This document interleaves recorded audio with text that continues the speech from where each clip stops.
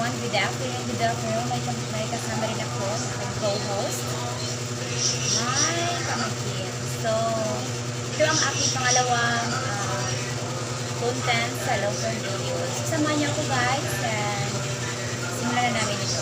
So, Angel! Yes, Angel. Mag-uusap ko sa kami guys. So, hi Angel! So, anong ginagawa mo ngayon for whole day? Ang ginagawa ko yun sa mobile. Really? Kasi,